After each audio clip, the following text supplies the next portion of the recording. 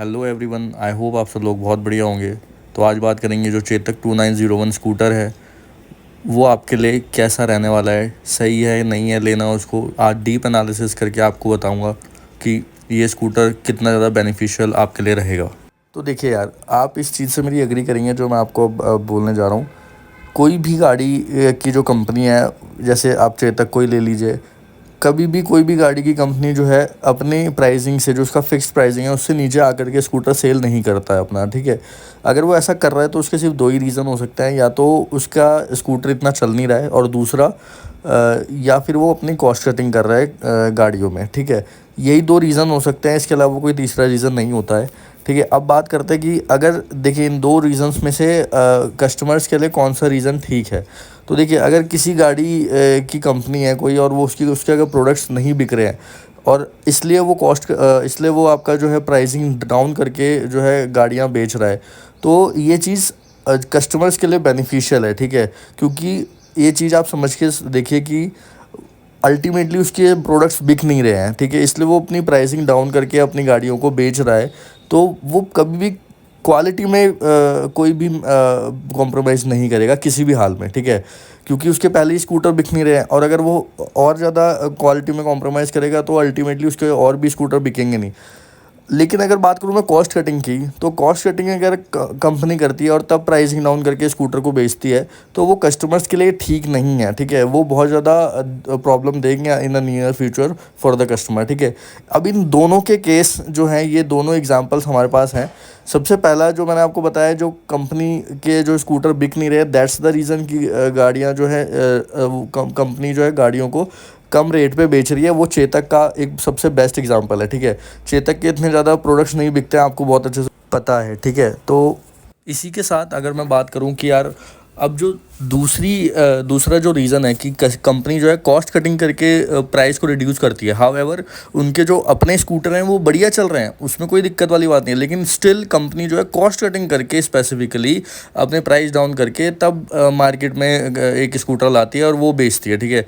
तो वो scooter ultimately customers के लिए ठीक नहीं है। अब उसका बेस्ट एग्जांपल क्या है, जो आप देख रहे हैं ओला का S1X की वेरिएंट जो आजकल चल रहा है, उसमें इतनी कॉस्ट कटिंग करी है कंपनी ने। हाउएवर उनके, जबकि ओला S1 एयर और ओला S1 प्रो जेन 2 बहुत हिट मॉडल रहे हैं, ठीक है, उनको ज़रूरत नहीं थी कि अपनी प्राइस डाउन करके जो है स्कूटर निकालने की, लेकिन उन्होंने तब भी ऐसा किया। क्यों? अब वो कैसे कर दिया? Just because of the cost cutting. और अब आप देख लीजिए, उसका सबके सामने प्रूफ है। आप सोशल मीडिया हैंडल्स आप खोल के देख लीजिए, चाहे ट्विटर, चाहे इंस्टाग्राम, चाहे यूट्यूब, हज़ारों ऐसी वीडियो, हज़ारों ऐसी पोस्ट आपको मिल जाएंगी जिसमें दिक्कतें लोगों को आ रही हैं, जबकि अभी मुश्किल से 15-20 दिन, एक महीना ही हुआ होगा डिलीवरी को लोगों के, ठीक है।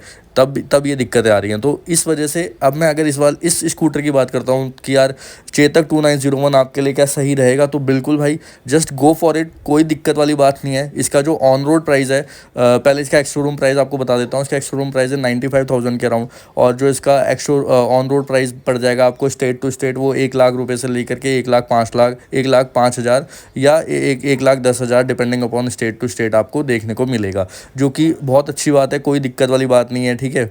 इसका जो अगर मैं स्टैंडर्ड वेरिएंट की बात करूं, तब वो मैं आपको उसका बता रहा हूं। अगर आप टेक पैक वेरिएंट लेते हैं, देखिए टेक पैक वेरिएंट में क्या है, आपको 2-3 चीज़ें एक्स्ट्रा फीचर्स उसमें मिल जाएंगे। हिल होल्ड असिस्ट आपको उसमें मिल जाएगा, उसमें रिवर्स पार्किंग मोड आपको मिल जाएगा, उसमें आपको ब्लूटूथ कनेक्टिविटी मिल जाएगी, ठीक है, और उसमें आपका फॉलो मी हेडलैम्प्स का फीचर भी आपको उसमें मिल जाएगा।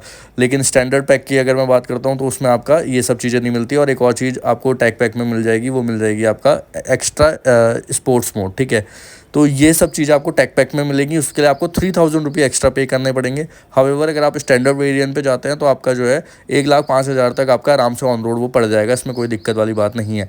अब इसकी जो बैटरी की किलोवाट है, वो आपकी 2.88 किलोवाट आवर की बैटरी है, जो कि ARI रेंज 123 किलोमीटर की है इसकी। हाउएवर जो इसका ट्रू रेंज होगी वो अप्रॉक्सीमेटली 90 to 95 किलोमीटर की होगी, इतना आप ध्यान रखिएगा, इससे ज़्यादा नहीं होगी, डिपेंडिंग अपॉन द राइडर की वो कैसे चला रहा है, ठीक है। तो ये कंसर्न मैंने आपको बता दिया, रेंज आपको मैंने इसकी बता दी, प्राइसिंग आपको मैंने इसकी बता दी, फीचर्स बता दिए, टेक पैक वेरिएंट और स्टैंडर्ड वेरिएंट में क्या क्या डिफरेंस है ये मैंने आपको बता दिया।